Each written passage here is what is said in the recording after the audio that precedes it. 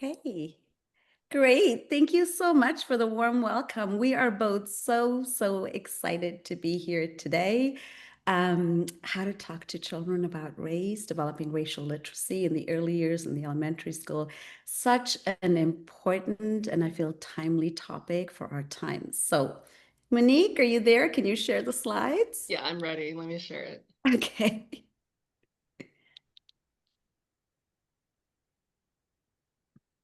Perfect. Yeah. So, important, timely topic. Thank you so much for being here with us today.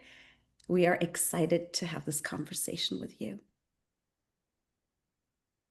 So, today's plan, what and why, what is race, what is it not, and why does it matter? And how do young children perceive race and talk about race? And how can we as adults respond to children's questions, comments, and behaviors with care and clarity? So, if you'd like to say hello, I know some of you already entered into the chat your name, where you're zooming in from, your grade or your role at the school, and your favorite starch. Should we wait for people to add that in? Mm-hmm. Okay.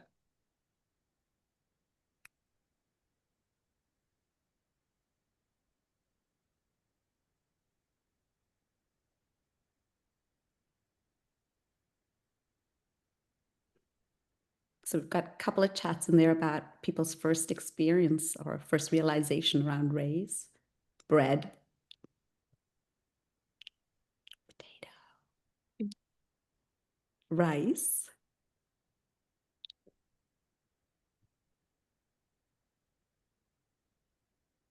I saw pasta. mm-hmm.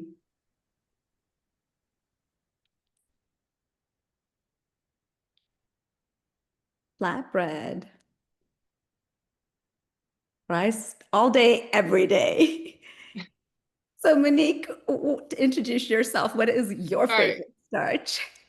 Well, I think that thank you for having us. I have so much energy right now. I'm very excited to be here. Thank you. What's really cool about this event is that I think we have people in a lot of continents zooming in right now. Like we have people in Europe, Asia, Africa, North, South America, right? Australia. Am I right about this? Is this what's happening today? So what a beautiful thing. The big question I'll use to talk about, introduce myself is who and what shaped us. And I think this is a really good question that we can ask ourselves as educators as well and as human beings. Who and what shaped me? So when I do this work, I like to start with pictures of my family. You can see my screen, right? Okay, great. I only see Loretta and Nancy right now, so I'm talking to you, but I know there's other people on the call. That's a picture of me as a little kid, and when I was really young, when I'm thinking about race and how it impacts children, the question I got a lot as young as 4 years old, 5 years old. I grew up in Southern California in the 1980s and 90s. The question I got a lot was, "What are you?" instead of "Who are you?" And so I had to think about this a lot when I was a little kid, and I identified myself through my family. And so I'm showing you pictures of my dad when he was a baby and the rest of his family. I pronounce my name Vogelsang. I know it's Vogelsong. And my dad's family came to the United States a few generations ago, and they were farmers in St. Louis, Missouri, and then moved to California. And my mom is from a country in Central America. It's on the coast of the Caribbean where English is the official language, and I usually have people take a guess, but we're short on time. So she's from Belize. It was a British colony until 1981, and that is my mom is one of 11 kids, so that picture is not my entire family on my mom's side.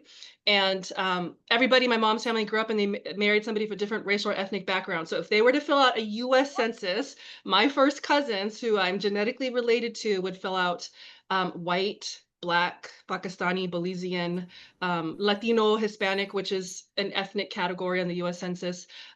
So growing up, the way I approached race as I got older, I saw it for, and we're going to talk about this in a moment, it's biological fallacy, but I also saw it for a really powerful social reality. And I walked around planet Earth thinking that anybody on this Zoom call, anybody in New York, California, across the world could be my first cousin. And so it taught me to see something familiar in the face of a stranger. And that's how I approach this work. Um, my favorite starch is corn, corn in any variety, corn on the cob, tortillas. corn chips. And I'm obsessed with the story of corn and how it was developed in the Americas on a different timeline because it took thousands of years for Theosynthete to become corn. And I'm going to stop there because I'm sharing this with Loretta. So we're going to go to Loretta's um, who and what shaped you. Yeah, so this big picture is a picture of 4-year-old me with my grandfather in Sri Lanka. Nancy already mentioned I'm a fourth generation educator, and my grandfather was an early years teacher as well. And the other big picture on the right-hand side is a picture that was taken just last week, also in Sri Lanka. My two boys and I went back to Sri Lanka for the very, very first time together. And the picture right below is the breakfast that I had every morning in Sri Lanka. And it had puttu and idiyappam and puri and fish curry and deep fried brinjal and dal and coconut sambal. So lots of my favorite starches. Lots of my favorite starches there. Maybe somebody else feels the same. What Sri Lanka and my grandpa have in common is a love of stories. They see the world through stories. And growing up, stories were so important in my family. Everything and everyone would be explained through stories. Even if the stories didn't make any logical sense, somehow the stories seemed to explain everything. But I left Sri Lanka when I was 5 years old because of the Civil War, and I grew up in Germany as a refugee and then immigrated to Canada when I was around 12 years old. And I desperately wanted to be like everybody else. I wanted to speak like everybody else, look like everybody else, see the world like everybody else. And so I shut away stories and I didn't allow myself to think or dream or be with stories. It was only when I had my own children and they started to nudge and question that I started to understand the way that I was showing up in the world and the way I wanted to show up for myself and for my children. And so I started this journey of self reflection and a journey back to myself. And that journey back to myself has involved a journey back to stories.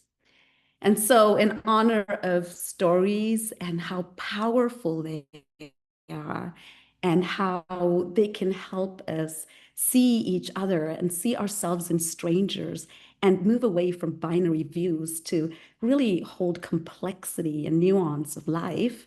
I want to share a poem by Richard Bagamesi, a Canadian Indigenous author and journalist. And he says, we are not the things we accumulate. We are not the things we deem important. We are story, all of us.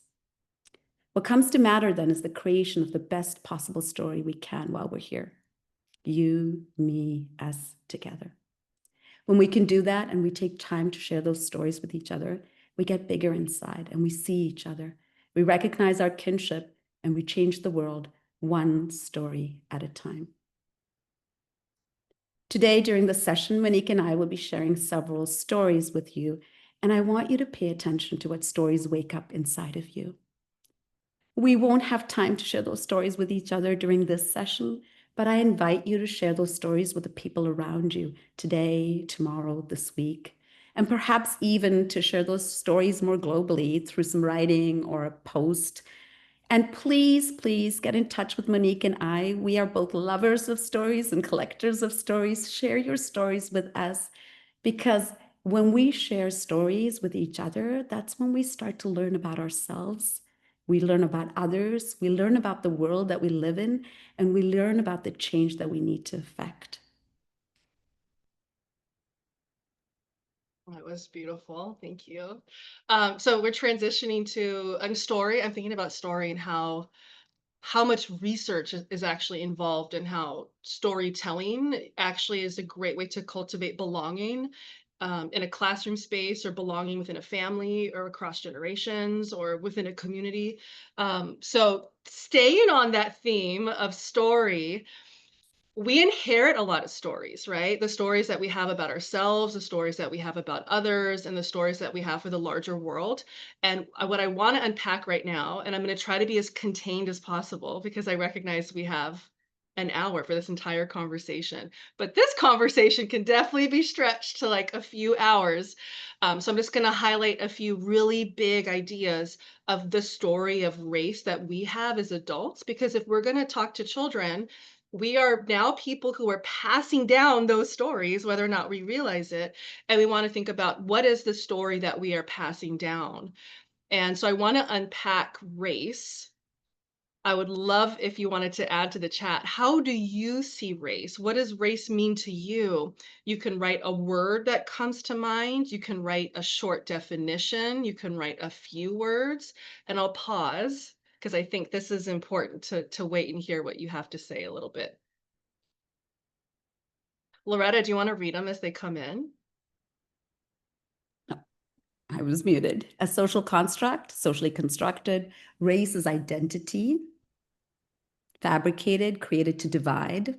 Mm, Limiting social construct, socially constructed, much more than just a word. yeah.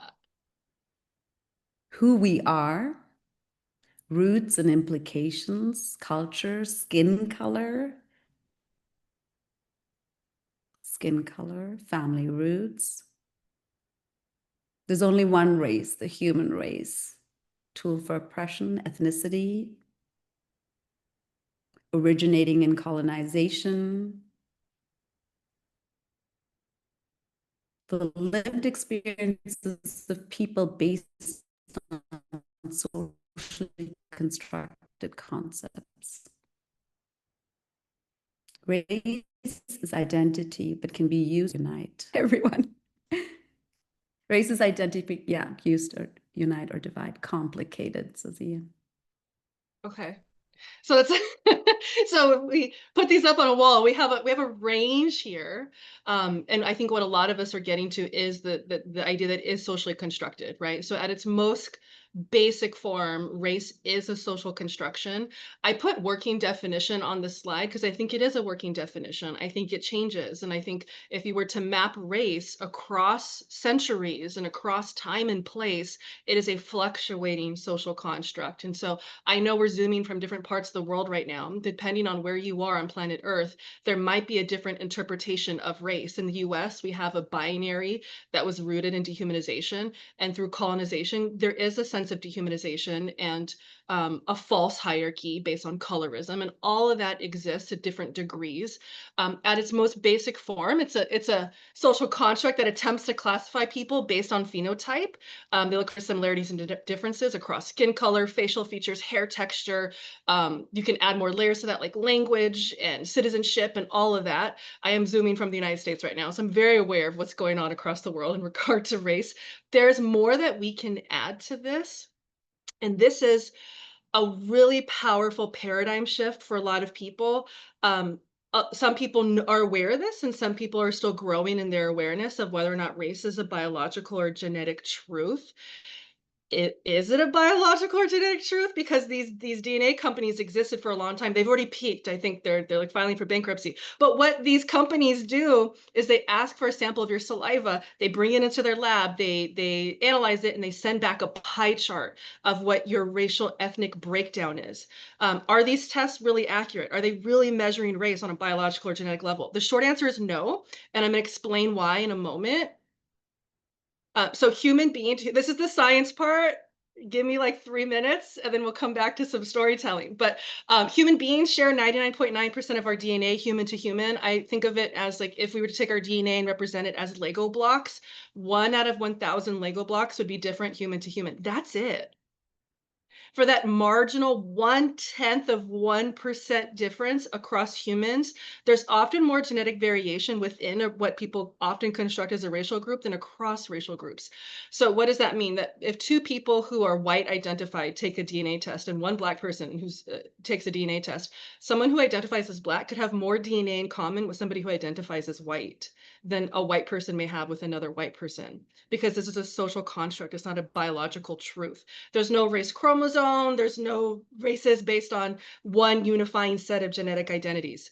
So let me explain what this is and why it matters in a moment. So what are these tests actually doing? They're looking for SNPs in your DNA. They're looking for that difference, that 1 out of 1,000 Lego blocks that are different human to human. And we have these SNPs or these variants or these differences in our DNA based on a combination of things like where some of our ancestors lived and how they adapted to particular environments. So let's take, am I talking too fast? We're good? You're with me? Okay. So let's take the SNP for sickle cell anemia. Sickle cell anemia is often described in the medical field as a quote unquote black disease or disease of people of African descent or African Americans across the globe. They'll say African American, even though they talk about it across the globe. You very well could be black identified and have a SNP for sickle cell anemia. You can also be from another part of planet Earth geographically. You could have ancestors that are from Southern Asia, ancestors that are from Southern Europe. So if I were to take a DNA test and I have a SNP for sickle cell anemia and I send my DNA to this company, if company A has more people in their database who self-identify as Cambodian, let's say, with that same SNP for sickle cell anemia, they will assign me some level of Cambodian ancestry with varying levels of confidence. If I go to another company, company B, and more people in that database identify as Southern European or Italian, and they have that SNP for sickle cell, I will get Italian ancestry with some level of confidence. So what these tests are doing is they're taking your DNA, they're looking for those SNPs, who in their database, just in their database, shares those SNPs with you, and how did those people self-identify based on guesses of their own family stories, what they think when they look in the mirror, how society has regarded them. So it's guesses on our own self-identification, which is often guesses because this is a social construct. Does that make sense? That's what's happening. And I'll tell you why we're doing this, even though we're talking about early years in elementary school. Race is not based on biology, but it's rather an idea that's been ascribed to biology. I like this book. It's super interesting. It's one of my first resource recommendations for you. To give you another quote by another anthropologist, race is a product of perception rather than a biological fact. So I'm telling you that it's a biological fallacy, but I'm not saying it doesn't matter. I'm actually telling you it matters to a really great degree. There's been a long history of pseudoscientific racism, not just in the United States, but across the world through colonization. This is another resource I'm guiding you to because I know we don't have time to go through the whole history of it, but this book is interesting, phenomenal. It talks about how race begins as a folk idea, and then we're talking like centuries ago. We're talking late 1300s, if you want to get really specific. And then it starts to become a legal idea that gets codified through different colonial laws. And then eventually, when nations are developed in countries, through those countries' laws. And then it really becomes a rampant level of, I'm going to call it junk science by anthropologists in the 1800s and 1900s, where they start to collect skulls and they start to say that human beings belong to different racial groups. And somebody said we all belong to the same human race. And genetically, we do. It's super important to mention that because for a long time, anthropologists said that human beings of different racial groups were different species of humans. And we are not different species of humans. So biologically, yes, we are all from the same family, right? But how we're treated in society can vary tremendously. And that's the importance. If you're interested in learning more about that pseudoscientific racism, I have a nonprofit I started called Humanizing History. Every week there's a free weekly newsletter on Tuesdays, but very late on Tuesdays. And this is Dr. Cobb, who is the first Black anthropologist in the United States to get a PhD in anthropology, and what he did to combat pseudoscientific racism. It's a phenomenal, interesting story, I think. The whole reason why this matters is because I have this conversation a lot with adults around the world, and a lot of people will say it's a social construct, but not be able to start to get into the nuance of how it's not biologically real. And I think it's really important that we understand that because race, if we think race is biologically real, these three links right here on the screen, which you'll have access to later when we share the slides, I've linked it out to different research that shows adults who believe race is biologically real are less likely to support racial equity work. Children who think race is biologically real are more likely to engage in racial discrimination. And ultimately, race is not an indicator of traits and abilities. And so if we know that somebody has a particular social race that does not indicate their traits and their abilities, it's an important paradigm shift. So to close, race is a fallacy and a powerful reality at the same time. Yeah. Yeah. And what better way to illustrate that it's just made up and yet so true than a story? So this story took place towards the end of the school year in one of my grade age 4 or 5 classrooms, pre-K, during snack time one day. It wasn't one of those times where I had prepared this amazing lesson or gotten this great book that was going to serve as a resource to launch this conversation around differences. No, it just happened during snack time. And it's very, very often that children will bring up conversations and bring up their curiosity around differences during those transition times when we're getting ready to dismiss them out, when they're having snack, when they're out at recess. The most inconvenient, unteachable times, right? But that's when they bring them up, and that's when you need to be listening for them too. So it was snack time. We had 2 tables. Kids were sitting down eating snack. But that year, some group had decided that they'd also like to have a picnic on the carpet some days. And so we'd gotten a picnic blanket and we would have snack on the carpet some days. And too often that year, we had giant yogurt spills on the carpet. And so we'd made this agreement that if you had yogurt, you weren't going to have snack on the carpet anymore.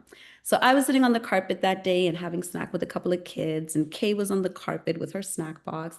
She opened it up and she saw that she had a yogurt for snack. And so, no big deal. Kay knew what to do. She knew the agreement. So she closed up her lunch, a snack pack, and she looked over at the table, and her friend was already motioning her over. There was an empty seat beside him. So she walked over, she sat down, she was laughing and giggling and like all was good with the world. But as Kay moved over to the table and sat down, another little girl, M, got up and left. And she looked really upset and she walked over. And as she walked over, I said to her, "Hey, is everything okay?" She said, "No, not really. I don't want to sit beside Kay." I said, "Oh, okay. Why?" And I was wondering if something had happened earlier that morning in the house corner. Maybe they'd argued over a pot or a doll.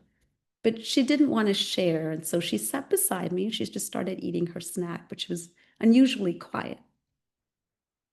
After a while, she shared that the reason she didn't want to sit beside Kay is because Kay had a brown face. Earlier that week on the playground, she'd met another boy with a brown face, and he had been unkind to her. And now she didn't want to sit beside Kay with the brown face. I looked over where Kay was sitting, and she was laughing and giggling, completely unaware of the conversation that I was having on the carpet with her peer. She was just full of joy and energy and such a sunshine. And I was angry and mad. I wanted to tell this child to stop. I wanted to question her audacity at even saying something like that. I wanted to shame her. But I knew where these thoughts were coming from, and I had practiced what to say. I looked over at Em and I said to her, "I realize that there are not a lot of people with brown skin around us.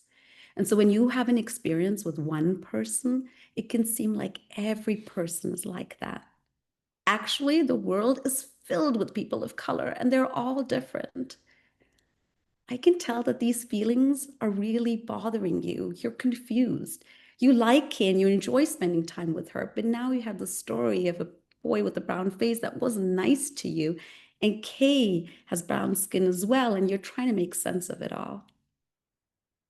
You're very brave to share your feelings and thoughts with me. I want you to know that being good or nice or kind or smart doesn't have anything to do with your skin color or the way that you look on the outside."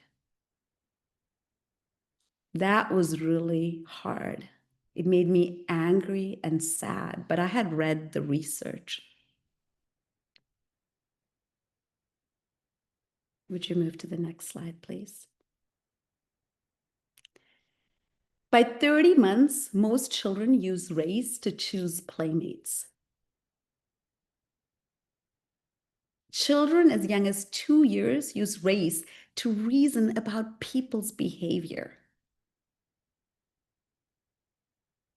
And expressions of racial prejudice peak often between the ages of 4 and 5. So no wonder was I having this conversation with Em on the carpet right there. When we share our resources after this presentation with you, we will include this slide by Children's Community School. And it's a beautiful graphic that has a lot of research around children and their perception of race. I've often used this in conversation with other um, colleagues who question children's ability to have these conversations, who question whether it's developmentally appropriate, and who still hold on to this view that children are naive and innocent, and wouldn't it just be a wonderful world if we were all four again because we wouldn't see color? Children are not colorblind. It is developmentally appropriate to have conversations about race with children. Not only is it appropriate, children are already having these conversations.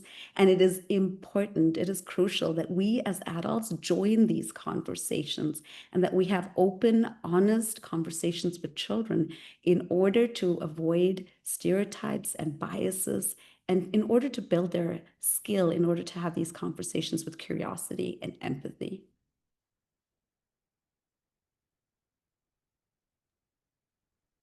I'm so emotional from your story. Um, I have questions for you. I have a lot of questions. I have a lot of thoughts. I wonder how you regulate yourself in those moments. I'm wondering, I think you'll answer that later, right?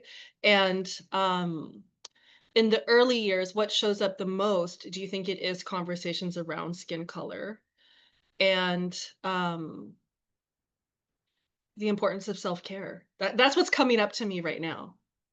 Mhm. Yeah. I mean, conversations show up around skin color a lot for me because I am in an international school where I am a minority. And so children, when they see me, are very curious. And so often we have conversations around skin color and conversations that aren't always questions, but that are more statements that can feel as an adult really offensive and hurtful. And I think, you know, that conversation that I had with M that morning at snack time was a conversation that I had to really practice and get myself ready for. And honestly, there were other conversations where I wasn't that calm, where the statement from that child just Mhm. brought up a part of me that and experiences and hurt where I became really defensive and I shut that conversation down Mm, immediately. I intervened in conversations with children. Yeah, I shamed. And so I think, yes, I think there's this part, why is this important? This idea of social connection. There's a part where you as an adult are always seeking social connection too. There's this part where this child who may be hurt, whose identity may be hurt, is seeking that social connection, and that hurt is so painful. And then there's, of course, that other child as well, right? That's caused that hurt, potentially not even realizing that they've caused it because they're curious, because they've seen a difference. And they've fractured that connection as well. And I think as educators and as adults that are working towards a more inclusive world, rather than stay in that hurt of ourselves, it's important to realize that there's a curiosity here. And instead of reacting from a place of hurt, we have the chance to react from a place of curiosity and help children become more curious and make it a conversation around learning and healing and appreciation of diversity rather than shame and shame of your own identity, shame of the topic of race, right? So yeah, but but you're and getting hearted right now, and they're exploding. Your hearts are exploding. and that's why I think it's so important to bring storytelling into this because Mhm. storytelling, we talk about all these facts, we talk about our whys, we talk about the science behind it, but when you're in that moment, the reality is it's hard, right? And it's Mhm. it's okay for it to be hard, and it's okay not to always do the right thing, right? So Yeah. the important thing is to recognize that and to go back and try and fix it, or be open to, exploring how to fix that with the kids together. What I'm thinking right now too, and I'll get back to the slides in a moment, but that you shared something so powerful and emotional that I want to unpack it a tiny bit. Um, that I always think of like two big buckets that we can do as educators, and so it's not a matter of if these conversations happen. It's a matter of when, because kids are curious. They will ask things. They do see color. They do see why is society like this? And they're asking a lot of questions, and they're taught to categorize. They're taught the names of colors. They're taught seasons. I was taught seasons when I grew up in the desert in Southern California. So I knew somewhere on planet Earth it was snowing in January, not in the Coachella Valley, right? So we learn these things. And I think the two big buckets to have in mind is like, how can we be as proactive as possible? So set up our classrooms so that they are affirming. And how can we be responsive? So how can we prepare for these moments when inevitably somebody will say something that feels a little sideways, and we want to find a way to connect with them and bring them back in and build a sense of community. Mhm. Absolutely. It's not about if they'll happen, it's about, or when they'll happen, it's about how they happen. Yeah. Yeah. Okay. Is there a burning question that I've missed in the chat, or should we keep sharing slides and then have Q&A at the end? Let's have the Q&A at the end, I think. All right. I see no questions right there. Yeah. Okay. Oh, Can there's one. Okay, we can, yeah. Do you want to say it? No, let's talk about this at the Save end. it? Okay. Can you see my screen? Yep. Okay, so we looked at what is race, what's not race. Loretta's story is already showing why it matters. The kids bring this to the space. A lot of people ask me, like what you said, Loretta, is are kids too young? I mean, race is everywhere and it's already in the classroom. We're carrying it in our bodies. It's in our curriculum. Little kids are talking about my family, my neighborhood, my community. Like that is, we're drawing portraits of our families, whether we're adopted or genetically born into our families. Like race is in like the picture books. It's everywhere.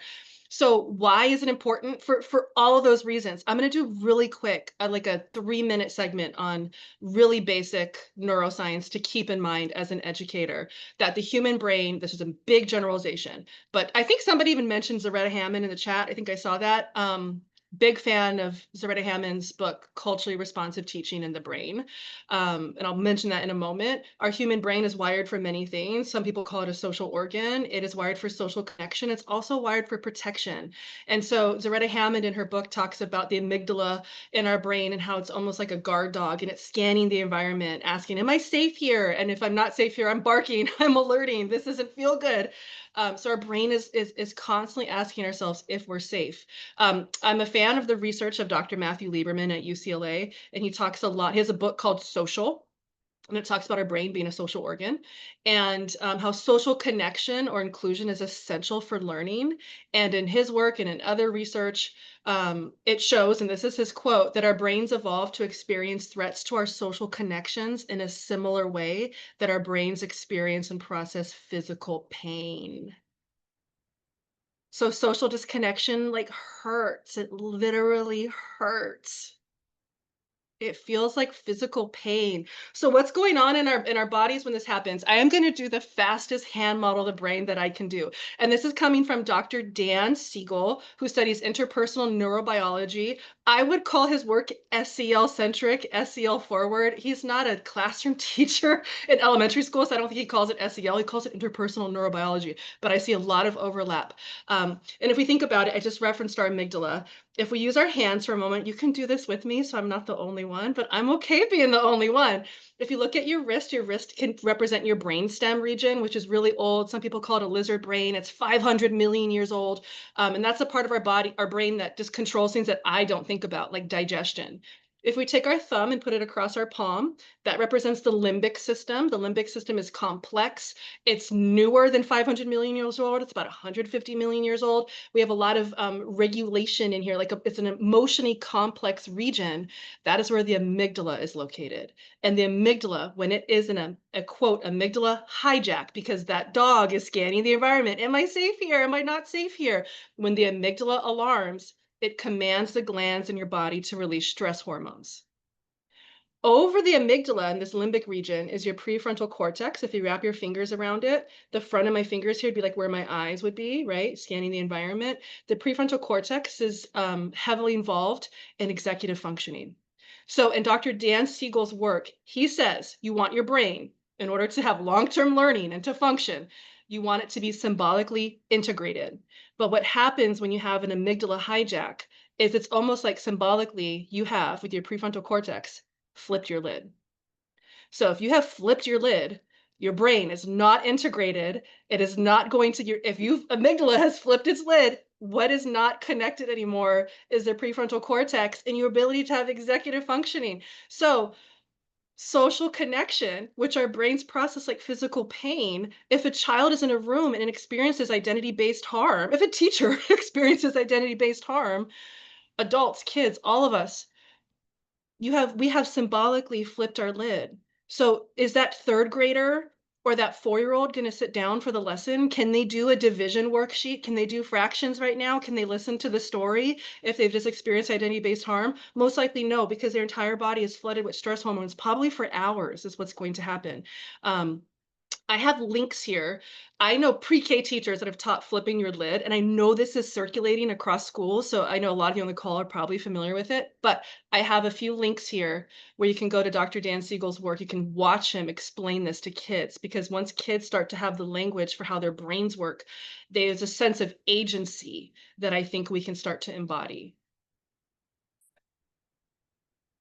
Is this you, Loretta? This is me.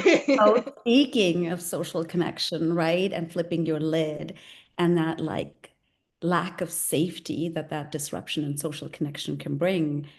I looked over at M, who had just told me this, and I don't know if it was the right thing to say, but I wanted to know.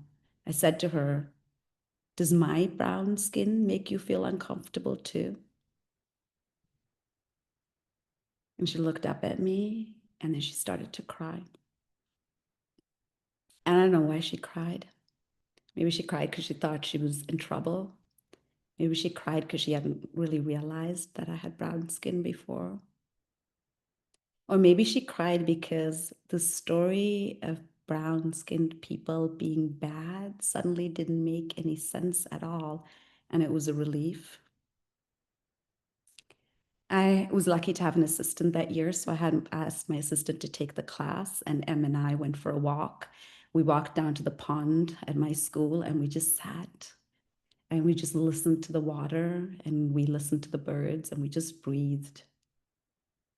And I told her once more that she was really brave to share her thoughts and feelings with me. These feelings that are inside of us that feel so real but confusing at the same time because we don't know where they came from. And the world is always telling us stories, but that some of those stories are just not true. And it's really important to question those stories, especially the ones that leave us confused. She leaned in, and it was a hard conversation, but it felt really hopeful. Ended up going back to the classroom, and on our way back, she asked if she could sit at the table with Kay, and so we did. We sat at the table, and she was hesitant at first, but she made conversation. And then throughout the day, I noticed that they played together and they reestablished their friendship. Kay never heard about the conversation.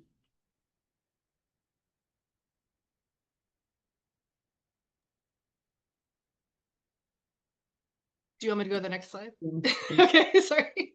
That's actually a picture of the pond in front of which we sat when we had the conversation. You can skip to the next slide.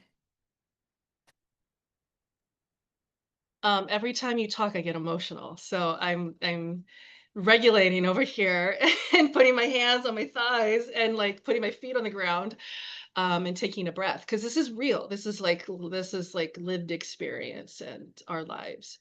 Um, the most comments I get from kids is my hair and them wanting to put their hands in my hair. From adults, I actually get more adults wanting to touch my hair than kids, which is interesting.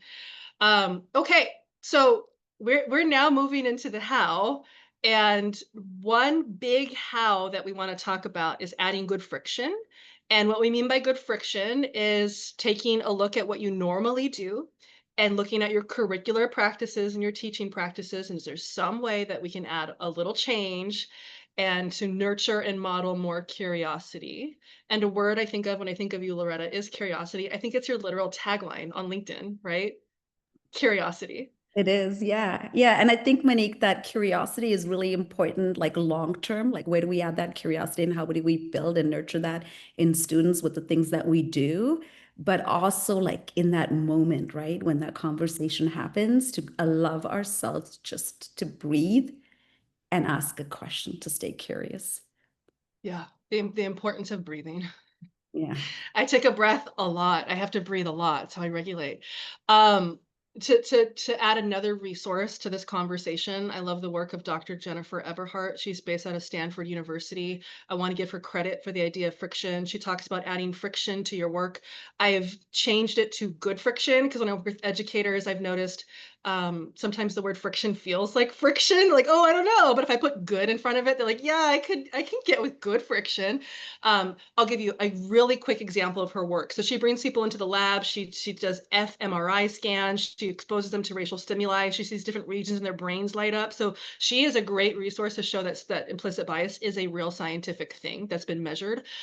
In her work, she says, let's add friction to a system. So she worked with, for instance, there's a lot of examples. We'll show a slide at the end that shows her book Biased.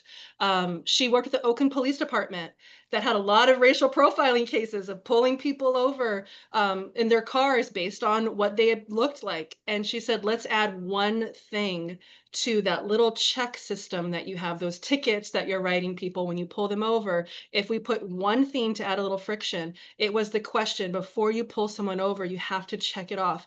Is this an intelligence led stop? Intelligence in the police world, meaning, can I point to something that actually happened that seemed like quote unquote illegal driving before I pulled you over? And they noticed that piece of friction of saying, was this an intelligence led stop? Yes or no? Slowed down. Didn't delete it, but it slowed down racial profiling. Um, so, where can we add good friction? Do you want to talk about the telephone call? You're muted. Thank you. So, this conversation happened in the classroom, and it was a hard conversation, but it seemed like it was a good one, an important one, and it felt like nobody was really harmed in that, and it was a beautiful moment to learn something from it. I did write to that child's mom. I wrote to M's mom. I wrote an email and just said, something happened in school today that and might come home and talk about. If you're all right with it, I'd love to give you a call later. Nothing to worry about. Everything is fine. She's doing great. Everything's good. And I just left it at that. And so I went through the day, and at that point had two younger children as well. So I waited till they'd kind of fallen asleep, and then I knew that Em was asleep. And I called mom. And when I called mom, mom already knew what had happened. Em had gone home and told mom about the conversation that we had had together that day. And mom was absolutely devastated. Um, as educators of young children, we are responsible for the education of young children, but very, very often that education extends to families as well, because families are so integral to the identity of young children. And so having these conversations with families is another part of what happens next. And at this point, it was the conversation of the child that had caused the hurt. Mom said to me, I don't know how this could happen. We have lots of African American friends. I have lots of books at home that have a variety of different characters. She has a black doll. I don't know what I did wrong. And I just reassured mom that, she hadn't done anything wrong and that she had to keep doing what she was doing. But the world was full of stories. And some of those stories were really quiet, but persistent. And they sent really powerful messages about who is important, who is valuable, who's beautiful. So, take, for example, the next slide, diversity in children's books. There are more animal characters in children's books than there are children of color combined. That says something powerful. And when you look at the next slide, and even in those books where children of color are featured, they are more likely to be shown with lighter skin color. than the adults. So, yeah, so I had this conversation with mom and I got off the phone reassuring her that it was really important for her to continue doing what she was doing and to also have open conversations before the questions even come up to point out, that there weren't as many children of color in those books, or, oh, I noticed that, or who's your favorite? There are so many more Disney heroes that look like this than they look like that. And just to name it and to point it out, to be curious about it and to model that curiosity. So children start to look through that lens of curiosity at the things that the world is telling them as well. Do you want to explain this? I can. Okay. So yeah, so big ideas for anchoring our conversations is really, and this goes for adults that we have conversations with as well as children, is to invite reflection rather than confrontation, to invite people in, can be a lot more effective sometimes than calling people out. To interrupt statements with really curiosity, like asking those questions. And like when I talked to I distinguished between the intent, right? The intent. I didn't name the impact because in that moment, Kay hadn't heard the conversation. But even saying that, I know it wasn't your intention to, naming, and seeing them for what they were trying to do and that confusion that might have caused, giving space, and then really that balance between individual experience and with the systemic understanding. And that's, again, like you have to think about the age and the context that you're having with older children. This is definitely appropriate. With adults, you might bring this up as well. With younger children, it might be phrased differently. There are a wealth of children's books that can help you have these conversations, even with really young children. And we'll be sharing some of those resources with you when we send out the after Zoom slide deck. We have 5 minutes. Okay. So, adding friction, having difficult conversations, it's all important and we want you to have it. But how can you even have it? How do you show up in that moment and not flip your lid, right? And I think there's two things that I keep thinking about. I need to know myself as an educator. What is my image of children? And what do I believe about children? What do I believe children know? What do I believe children need to know about the world? What do I believe the world can learn from children? And if I believe children are competent individuals and they're capable, then I need to treat children and have that conversation with them as if they're competent individuals rather than filling them with my knowledge. So instead of shutting down a conversation, I get curious and I ask them about it, right? And so, like, knowing yourself as an educator, knowing what your values are, what your intent is really important when you show up to these conversations. But even more importantly, it's self-work. It's who we are as human beings, right? What are our social identities? What lenses are we seeing the world through? I think it's Anais Nin who says, we don't see the world as it is, we see the world as we are. And so realizing that we bring lenses to these conversations is really, really important. What experiences do we carry with this? What stories do we carry inside us that influence the way that we approach these conversations? Stories of joy, stories of hurt, right? If we had more time, I would give you materials. I would play music. I would leave you with these questions and I would ask you to reflect and I would ask us to connect. And it's an invitation. You can still do this with each other if you find a group. I encourage you to do this. Materials are great thinking partners. They are another language in which children often communicate, but we as adults can also um, understand ourselves better. I'm going to do one more anchoring thought before we wrap up. That sounds good. I can tend to go into self-judgment. And so for myself, what are the strengths of the lenses I bring? And instead of seeing it as a negative, I change that negative into a triangle. For delta, what are the strengths of my lenses? What are the changes I want to make? I want to add good friction to race for a moment. What I'm showing you are images by Angelica Doss, who created Human Eye. She photographed over 4,500 people in the world. She brings their faces into the computer. She holds her mouse on the tip of their nose. So for this young person right here, the color background is what their nose, the tip of their nose was.